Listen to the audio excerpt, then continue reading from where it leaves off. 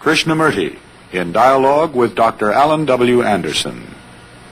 J. Krishnamurti was born in South India and educated in England. For the past 40 years, he has been speaking in the United States, Europe, India, Australia, and other parts of the world. From the outset of his life's work, he repudiated all connections with organized religions and ideologies and said that his only concern was to set men absolutely, unconditionally free. He is the author of many books, among them The Awakening of Intelligence, The Urgency of Change, Freedom from the Known, and The Flight of the Eagle. This is one of a series of dialogues between Krishnamurti and Dr. Alan W. Anderson, who is professor of religious studies at San Diego State University, where he teaches Indian and Chinese scriptures and the oracular tradition. Dr. Anderson, a published poet, received his degree from Columbia University and the Union Theological Seminary. He has been honored with a Distinguished Teaching Award from the California State Universities. Mr. Krishnamurti, in our previous conversation, I was extremely delighted, for myself at least, that we had made the distinction in terms of the relation between knowledge and self-transformation, between, on the one hand, the relationship that I sustain to the world, as the world is me and I am the world, and on the other hand, this dysfunctional condition which indicates in your phrase that a person is involved in thinking that the description is the described. It would appear then that something must be done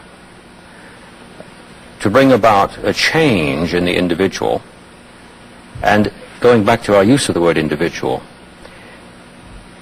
we could say, and you used the word earlier, that we are dealing with an observer. So if the individual is not to make the mistake of taking the description for the described, then he must, as an observer, relate to the observed in a particular way that is totally different from the way he has been in his confusion. I thought perhaps in this particular conversation, if we pursued that, it would be a link directly with what we had said prior. What we said previously, wasn't it that there must be a quality of freedom from the known? Otherwise it will be mere, the known is merely the repetitive of the past, the tradition, the image, and so on. The past, surely, sir, is the observer. Past is the accumulated knowledge as the me and the we, they and us. Is this, the observer is put together by thought as the past. Thought is the past. Thought is never free. Thought is never new. Because thought is the response of the past as knowledge, as experience, as memory. Yes, I follow that. And the observer, when he observes, is observing with the memories, experiences, knowledge, hurts, despairs, hope, all that, with all that background, he looks at the observed. So the observer then becomes separate from the observed. Is the observer different from the observed, which we'll go into presently later on. Yes, right. That leads to all kinds of other things. So, when we are talking of freedom from the known, we are talking about the freedom from the observer. The observer, yes. And the observer is the tradition, the past, the conditioned mind that looks at things, looks at itself, looks at the world, looks at me, and so on. So the observer is always dividing.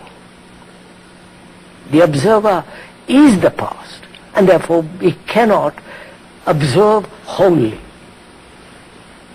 Mm-hmm. If a person uses the first person pronoun, I, while he's taking the description for the described, this is the observer he refers to when he says I. Yes, yes, yes. I is the past. I see. I is the whole structure of what has been.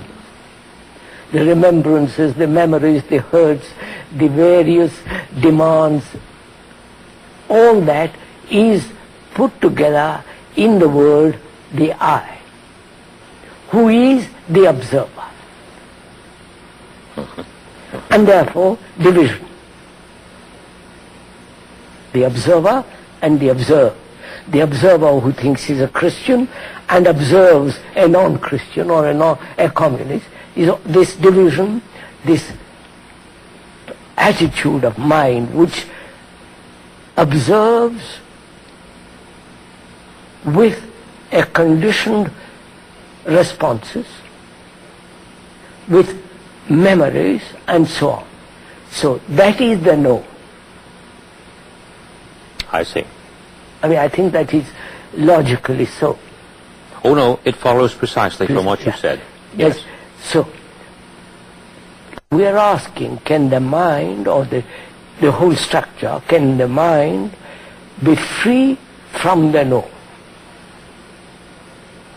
Otherwise, the repetitious action, repetitious attitudes, repetitious ideologies will go on, modified, changed, but it is in the same direction. So no, do go ahead. I was just going to say something, but I think I'll let it wait until you finish what you've said. So, what is this freedom from the know?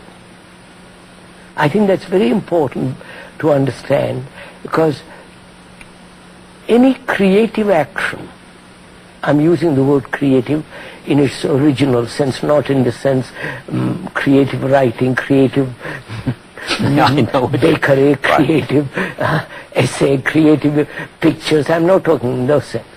In the deeper sense of that word, creative means something totally new being born.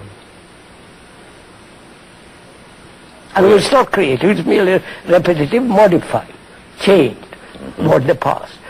So, unless there is a freedom from the known, there is no creative action at all.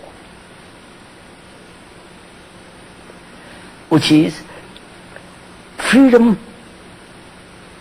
implies not the negation of the known, but the understanding of the known, and that understanding brings about an intelligence which is the very essence of freedom. Right.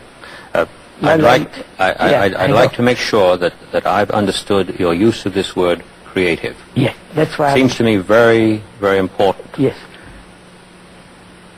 People who use the word creative in the sense that you described, creative this, that, and the other. That's a horror. That is a dreadful way of using that word. Because what the issue is of their activity is something merely novel. Novel. That's right. Not radically new, no. but novel. It's like creative writing, teaching creative writing. It's so absurd. Exactly.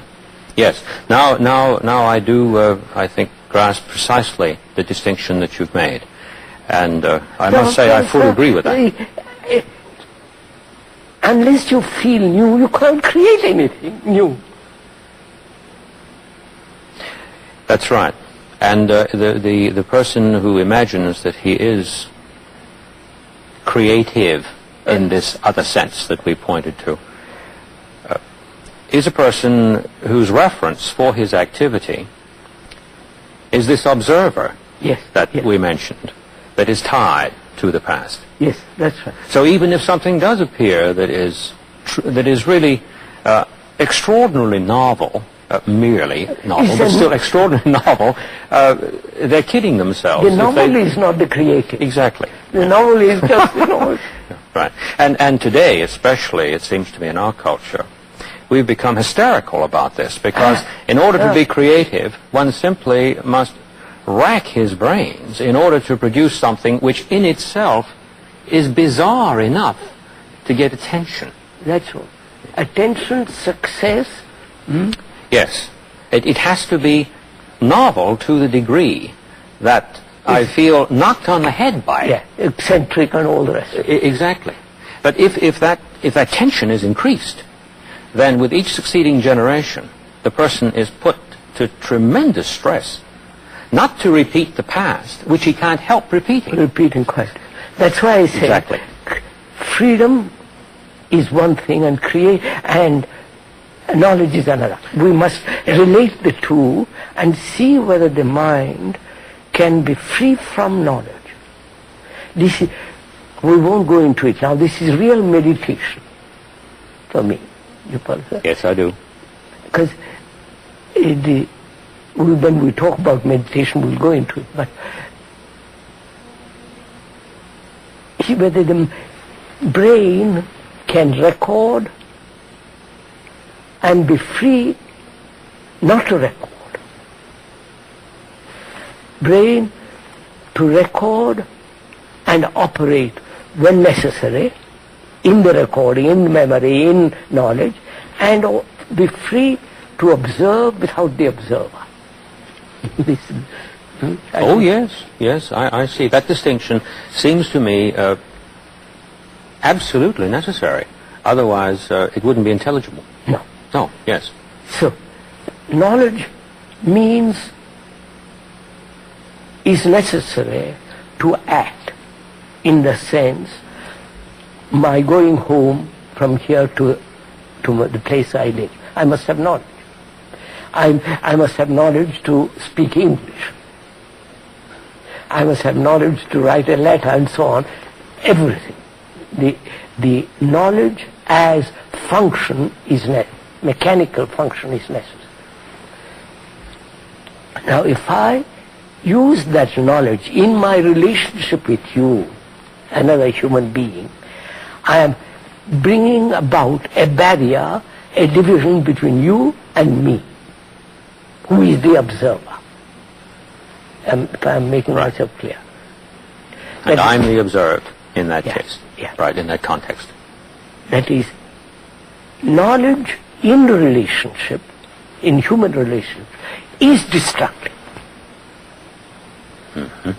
That is, knowledge which is the tradition, the memory, the image which the mind has built about you when we are related together.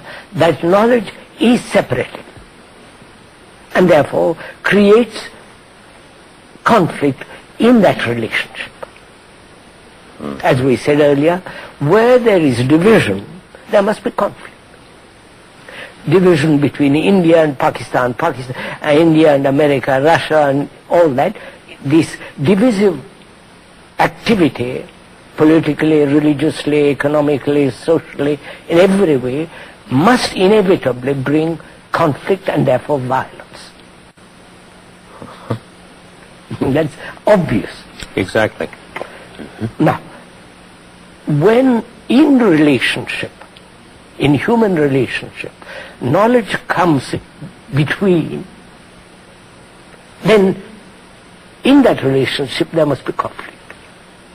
Between a wife, husband and wife, boy and girl, wherever there is the operation of as the observer who is the past, who is knowledge, in that activity there is division and therefore conflict in relationship. So now the question that comes up next is the one of freedom from being subject Yeah. to this repetitive round. That's right. Good, good. Now, is that possible? You follow, sir? It's an immense question because human beings live in relationship. Yes. There is no life without relationship. Life means to be related. Exactly. People who retire into a monastery and all that, they are still related. However much they might like to think they are alone, they are actually related. Yes. Related to the past. Oh yes, very much so. To their Savior, to their Christ, to their Buddha, to their... You follow all that, they are related to the past. And their rule. And the rules, everything. Yes. They live in the past. And therefore, they are the most destructive people. Because they're not creative in the deeper sense of that word. No, and they also, insofar as they are involved in this confusion that you've been talking about, Yes. are not even producing anything novel. No, not that that means anything, but perhaps that would rather radically... But the novel would be for a man who is talkative to enter a monastery where they don't talk. Yes. That's a novel to him, and he said that's a miracle. Right. So, our problem then is, what place has knowledge in human relationship? Yes. That's the problem. That's one problem. Yes. Because relationship with human beings is the highest importance, obviously. Because out of that relationship we create the society in which we live. Out of that relationship all our existence comes. This would take us back again to the earlier statement. I am the world and the world is me. Yes. That is a statement about relationship. Yes. It's a statement about many other things too. Of course. But that is a statement about relationship. The statement, the description is not the described, is the statement of the rupture of the relationship. That's right. In terms of everyday activity. So, everyday activity is my life, is our everything. life. Yes, precisely.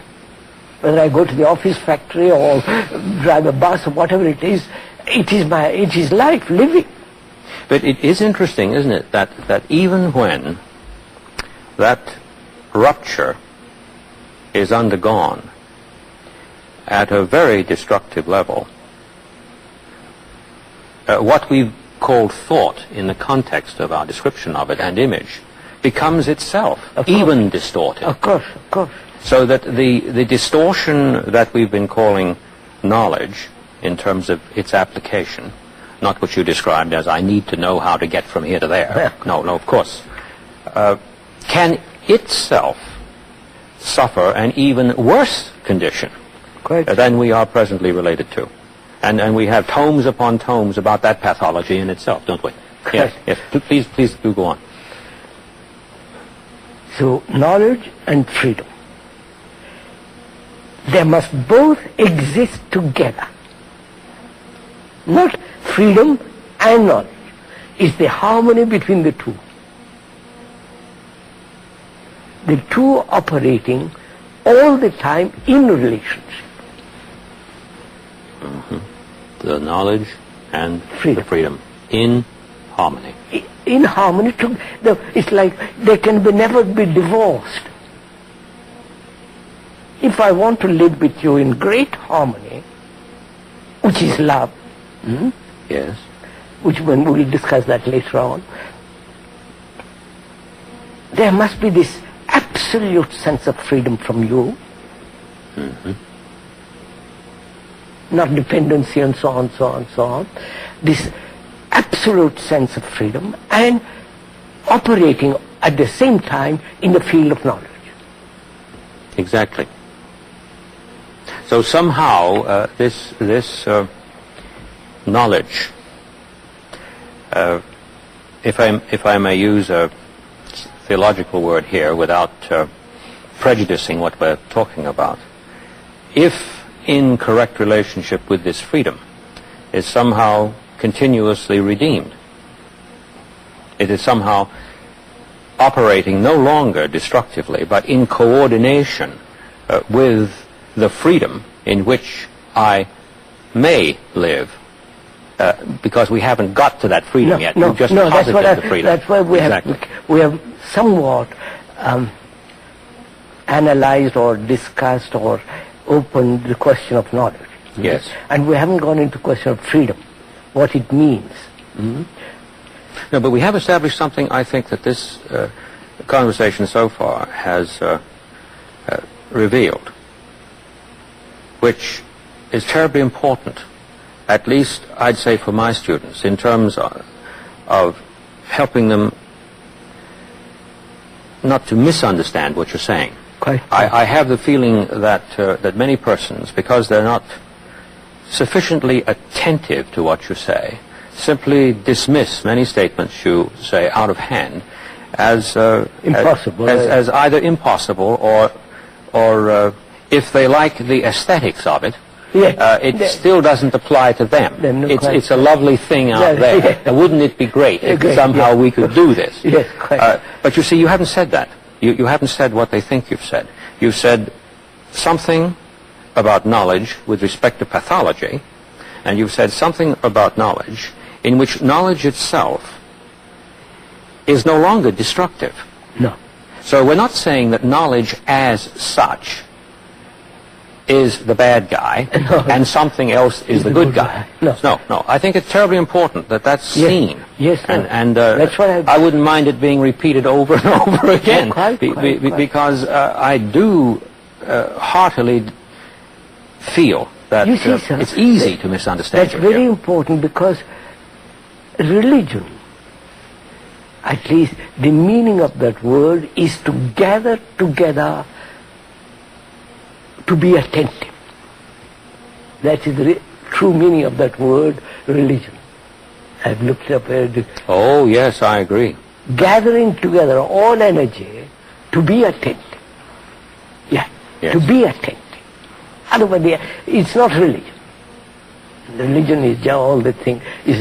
So, and we'll discuss that when we come to it. So, freedom means this sense of complete austerity and sense of total negation of the observer. Exactly. Mm-hmm. Out of that comes austerity, everything else. We'll go into that later on. But austerity in itself doesn't produce it. And now, so we turn that upside down. Right. Yes, austere means, really, the word itself means ash. Yes. Dry, brittle. But the austerity of which we're talking about is something entirely different. It is. Yes. It is the freedom that brings about this austerity inwardly. There's a beautiful biblical phrase that points to this. Just 3 words: beauty for ashes. When a transformation takes place. And in English we have the phrase ashes in the mouth. Ashes. When the whole thing has come to the utter ashes in the mouth. But there's the change from ashes to beauty. No. So, freedom in action in the field of knowledge and in the field of human relationship, because that is the highest importance, human relationship. Oh yes, yes. Oh yes, particularly if I'm the world and the world is me. And obviously. Yes. So, what place has knowledge in human relationship? Knowledge in the sense, past experience, tradition, image. Yes. What has the observer, who is the observer, all that is the observer, what place has the observer in human relationship? Mm-hmm. What place has knowledge On the one hand, what place has the observer? Observer is the knowledge. Is the knowledge. But there's the possibility of seeing knowledge, not simply negatively, but in coordination, in true creative relationship. I put it, Right. I said that. Exactly. That is, I am related to you. Let's, to make it very simple. I'm related to you. You're my brother, or whatever it is, husband, wife, whatever it is. And what place has knowledge as the observer, which is the past, and knowledge is the past, what place has that in our relationship? If our relationship is creative, And in the it sense... is not. Now, not if. We must take it actually as it is. I am related to you. I am married to you. I am your wife or husband, whatever it is. Now, what is the actuality in that relationship? The actuality, not theoretical actuality, but the actuality is that I am separate from you. The actuality must be that we are not divided. But we are. I may call you my husband, my wife, but I am concerned with my success. I'm concerned with my money. I'm concerned with my ambitions, my envy. I'm full of me. Yes, I see that, but I want to make sure now that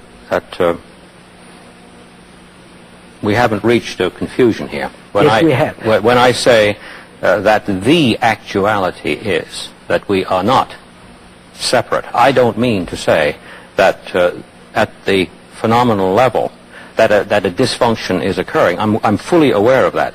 But if we're going to say that the world is me and I am the world... We say it theoretically, we don't feel it.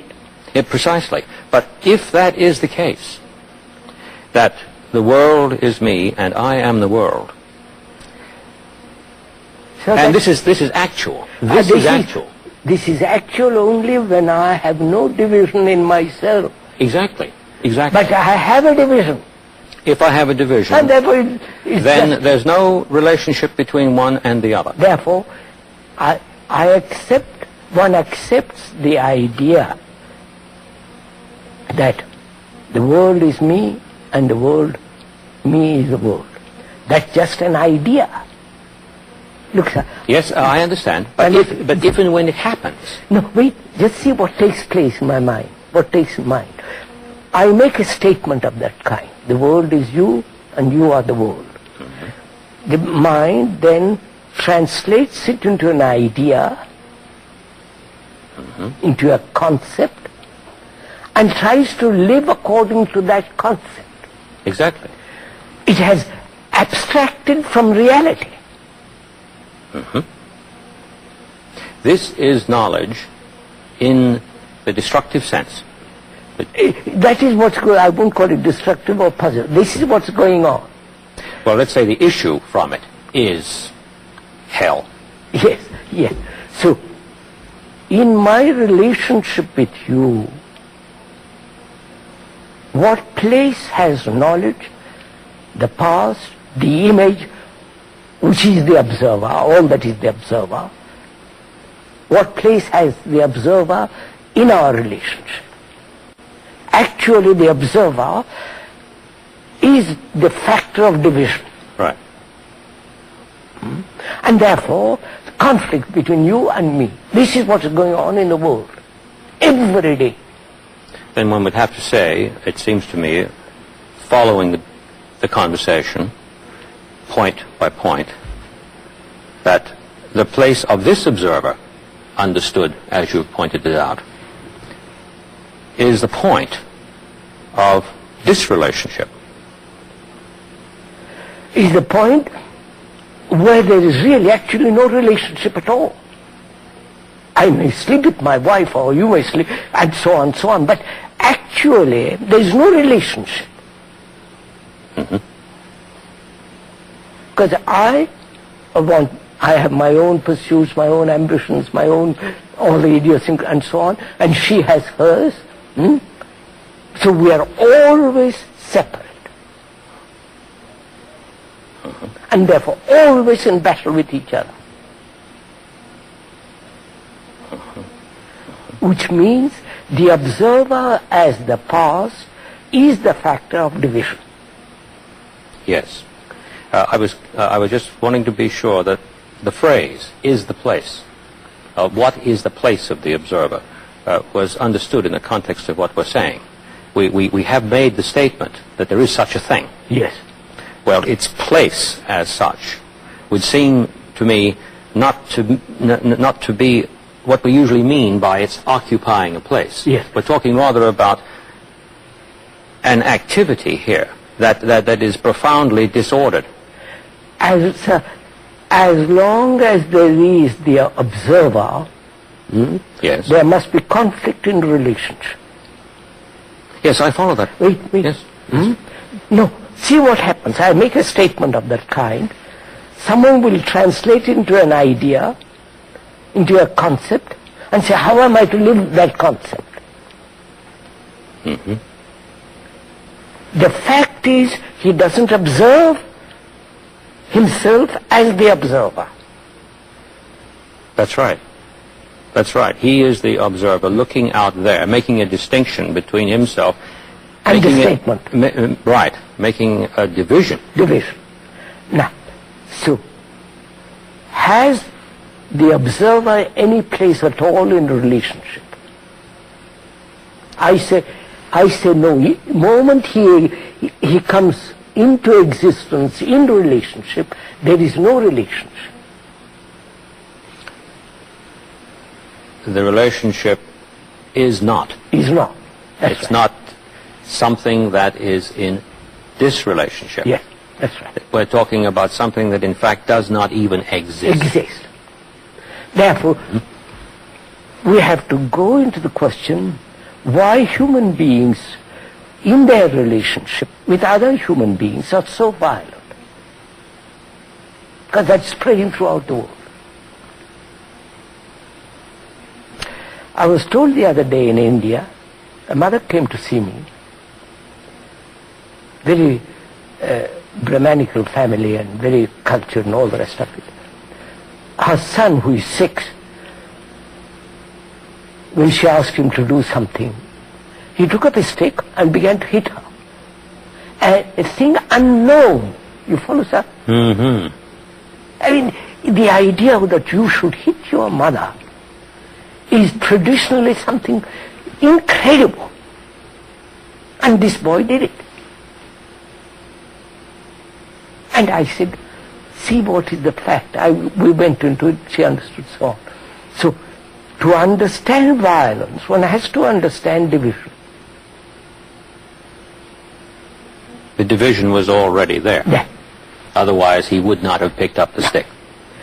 Division between nations, you follow, sir? This race from armaments is one of the factors of violence, which is, I'm calling himself American and others calling himself Russian or Hindu or whatever it is. This division is the factor of real violence and hatred. If a mind, when a mind sees that, he cuts away all division in himself. He's no longer a Hindu, American, Russian, he is a human being with his problems, which is then he's trying to solve, not in terms of India or in America or Russia. So that's, so we come to the point, can the mind be free in the relationship, which means orderly, Yes. not chaotic, No. orderly? It has to be, otherwise Okay, you couldn't use the word relation. No. Yes. So can the mind be free of that? Free of the observer. So If not, there's no hope. that's the whole point. If not, we've had it. Yeah. And all the escapes and going off into other religions, doing all kinds of tricks, and no meaning. Now, this demands a great deal of perception, insight, Yes. into the fact of your life, how one lives one's life. After all, philosophy means the love of truth, love of wisdom, not the love of some abstraction. Oh, no. Oh, no, no, no, no. Wisdom is supremely practical. Practical. Therefore, here it is. That is, can a human being live in relationship, in freedom, and yet operate in the field of knowledge? And yet operate in the field of knowledge. Yes. And be absolutely orderly. Otherwise it's not freedom. Because order means virtue. Yes. Yes. Which doesn't exist in the world at the present time. There is no sense of virtue in anything. They will repeat, virtue is a creative thing, is a living thing, is a moving thing. I'm thinking, as you're saying this, about virtue, which is really power, which is really the ability to act. And if I'm following you correctly, what you're really saying, and please correct me if I'm way off here, what you're really saying is that the ability to act in the strict sense, which must be creative, otherwise it's not an action, No. but it is simply a reaction, Yeah, repetition. a repetition, that the ability to act, or virtue as you put it, bears with it necessarily the implication of order. It must. There seems to me no way out of that. Yes. Yes, I just wanted to recover Yeah, that quite, step at a time. So can I come back? In human relationship as it exists now, we are looking at that, what actually is. In that human relationship, there is conflict. Sexual violence and so on, so on, so on. Every kind of violence. Now, can man live at total at peace? Otherwise it's not creative. In human relationship. Because that is the basis of all life. You know? I'm very taken with the way you have pursued this. I notice that when we ask this question, is it possible that? The reference for it is always a totality. Yes. And the reference over here is a fragment, or a fragmentation, or a division. Never once have you said that the passage from one to the other is a movement that even exists. No, it can't exist. See? Quite. Absolutely. I think, Mr. Krishnamurti, that nothing is so difficult to grasp as this From this statement to that that. you've made. Yes. There is nothing that we are taught from childhood I up know. to render such a possibility a matter for taking seriously, because of course, one doesn't like to make sweeping statements about the way everybody's been educated, but I'm thinking of myself from a child upward, all the way through graduate school, accumulating a lot of this knowledge that you've been talking about. I don't remember anybody saying to me, or even pointing me to a literature that so categorically makes this distinction between one and the other as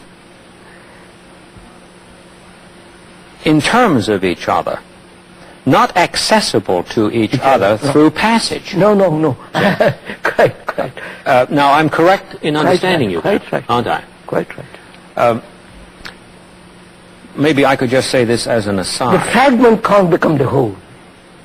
No, the fragment cannot become the whole in and of itself. But the fragment is always trying to become the whole. Exactly. Now, of course, in the years of very serious and devoted contemplation and exploration of this, which quite clearly you have undertaken with great passion, I suppose it must have occurred to you that the first sight of this, while one is in a condition of the observer, must be very frightening. In the condition of the observer, the thought that there is no passage. No, but you see, I never looked at it that way. If you will... But please tell me how you looked at it. Listen, please. From childhood, I never thought I was a Hindu. I see. I never thought when I was educated in England and all the rest of it that I was European.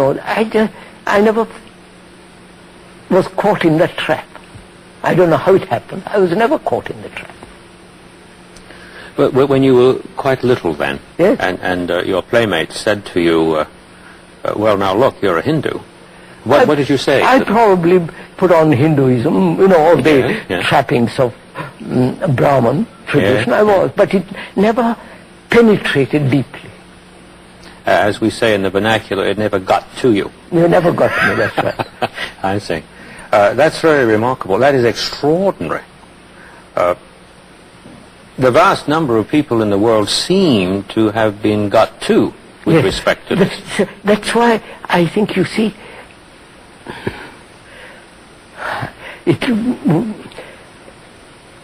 propaganda has become the means of change. Yes. Propaganda is not truth. Repetition is not truth. It's a form of violence, too. That just... Yes. So, a mind that merely observes, doesn't react to what it observes according to its conditioning, which means there is no observer at any time. Therefore, no division. It happened to me. I don't know how it happened, but it's happened. And in observing all this, I see in every human relationship, every kind of human relationship, there is this division, and therefore violence.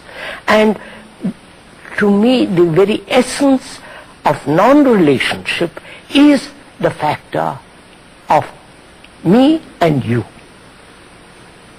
I was just trying to go back in my own personal history and think of when I was a child. I did,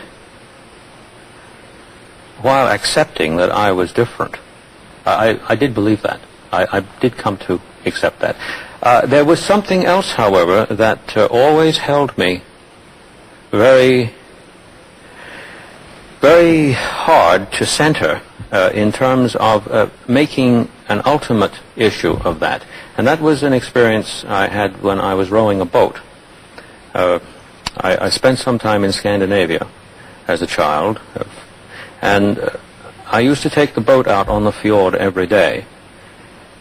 And when I would row, I was profoundly moved by the action of the water when I moved the oar, because I lifted the oar out of the water and there was a separation in substance between the water and the ore. But the water, which was necessary for support and for purchase, so that I could propel myself, never lost touch with itself.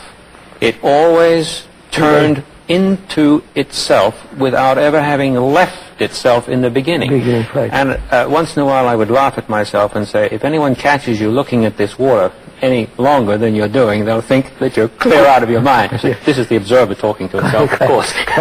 But that made such a profound impression on me that I think it was what you might call a little salvation for me.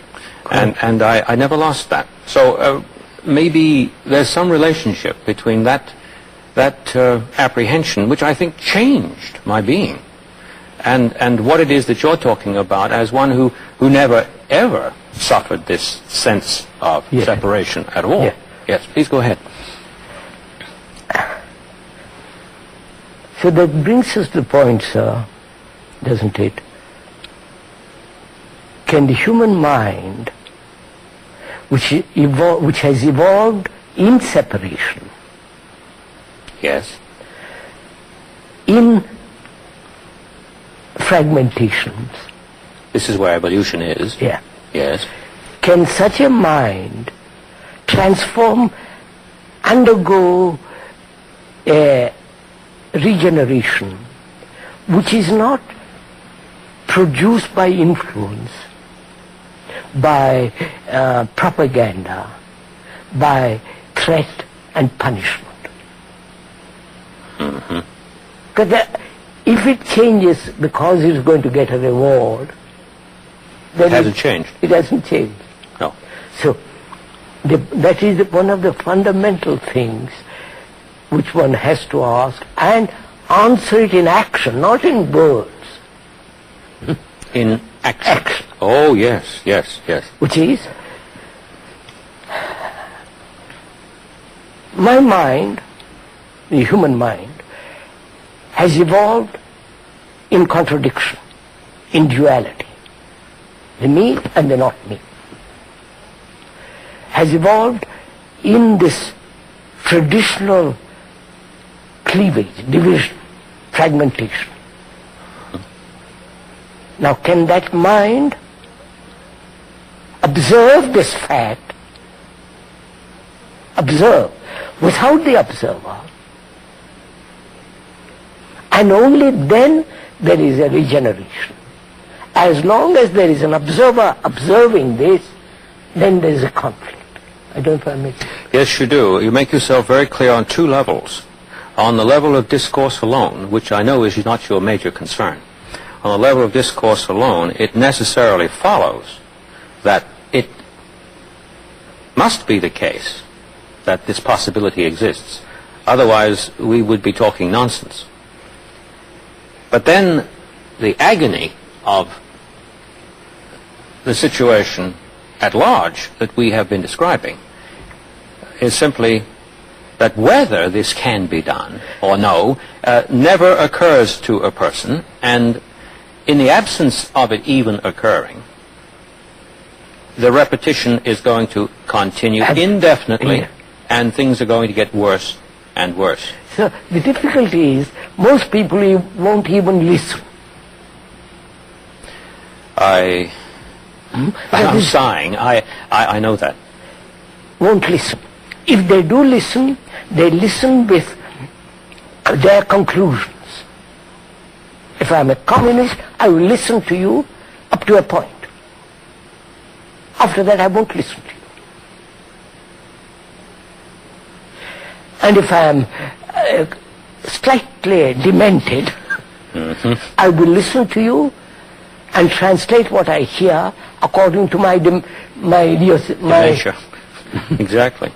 So one has to be extraordinarily serious to listen.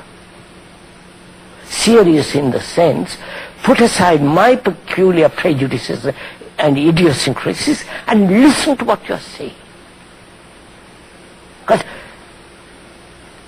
the listening is the miracle. Not what shall I do with what you have said. Not what shall I listen to, but the act of listening. But the act of listening itself. So Itself. we're back to ing, where the listening itself. That requires, I mean, you're good enough to listen to me. Because you want to find out. But vast majority say, what are you talking about? I want to go and enjoy myself. So go and talk to somebody else. So, to create an atmosphere, to create an ambiance, a feeling, look, life is dreadfully serious, my friend. Do listen. It's your life. Don't waste it. Do listen. To bring about a human being that will listen is the greatest importance. Because we don't want to listen. It's too disturbing. I understand. I have tried sometimes in class to make this very point. And sometimes I suggest that we should watch the animal, especially the wild animal. Of course. Because if it's not listening, it's likely dead. Dead, yes, sir. There is this extraordinary attention that it makes. And every instant of its life is a crisis. Absolutely. You see, but... And you know what happens? The eyes out there show in the main that they're thinking I'm talking about animal psychology. Correct. I'm not talking about psychology at all. I know. I'm talking about what is the case, which is either or, and there isn't any way to get from either to or. That's what I mean. So I think I understand you. See, so in America what is happening is now, as I observe it, and I may be mistaken, they're not serious. They're playing with new things, something entertaining. Go from one thing to the other. And they think this is searching. Searching. Yes. Searching, asking, but they get caught trapped in each one of it. Yes. And by the end of it, they have nothing but ashes. So it is becoming more and more difficult for human beings to be serious, to listen, to see what they are, not what they should be. No, what is the What case? is. Exactly. And that means you please do listen for 5 minutes.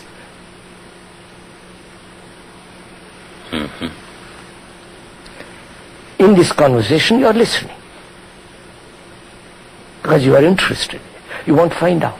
But the vast majority of people, they say, for God's sake, leave me alone. I have my little house, my wife, my car, my yacht, or whatever it is. For God's sake, don't change anything as long as I live. You know, going back to what I do know something about, namely the Academy, because I'm situated there in terms of day-to-day activity.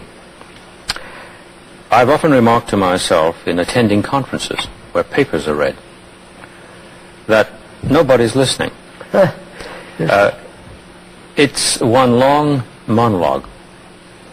And after a while you get the feeling that it really is a shocking waste of time. Yes. And then even to sit down and have coffee, the discussion, say, between classes usually runs on the basis of babble. We're just talking about things that we're not genuinely interested in order to fill up space. This, however, is far more serious a matter than simply a description of what's going on. It's a matter of, I feel it's a matter of life and death. Exactly. If the house is burning, I've got to do something. Right. It isn't, I'm going to discuss who burnt the house. No. No. What color his hair was, whether it's black or white or purple. I want to put that fire out. Yeah. Or if such and such had not happened, the house would not be burned. I mean, that's all. Right. I know. And I feel it's so urgent, because I see it in India, I see in Europe and America, everywhere I go, to this sense of slackness, sense of, despair, and sense of hopeless activity that's going on. So to come back to what we were saying, relationship is the highest importance. When in that relationship there is conflict, we produce a society which will further that conflict. Through education, through national sovereignties, through all the rest of it that's going on in the world. So a serious man, serious in the sense who is really concerned, committed, must give his total attention to this question of relationship, freedom and knowledge. If I've heard you correctly, and I don't mean by that words that have passed between us, but if I have truly heard you, I've heard something very terrifying. That this disorder that in part we have described has a built-in necessity in it. As long as it persists, it can never change. It can never change. Obviously. Any modification of it is further disorder. Is more of the same. Yeah, more of the same. More of the same. I have the feeling, and I hope I've understood you correctly, that there's a relationship between the starkness of this necessity and the fact that there cannot be a gradual progress, or as a philosopher would put it, something like essential progress. But nevertheless, there is some demonic progress that takes place within this disorder that is not so much a progress as it is a proliferation of the same. Yes. And necessarily so. Quite. Isn't that what you've been saying? Yes. Necessarily so. You know, that word progress, I was told the other day, meant entering into enemy's country fully armed. Really? Oh. Progress is entering into an enemy's country fully armed. Fully armed. Dear me. Sir, this is what's happening. Well, I know. Next time we converse, the next time, I would like very much, if you'd be good enough, to pursue precisely what we have just come to, namely this necessity, and the necessity that produced that statement. Yes, correct. Right.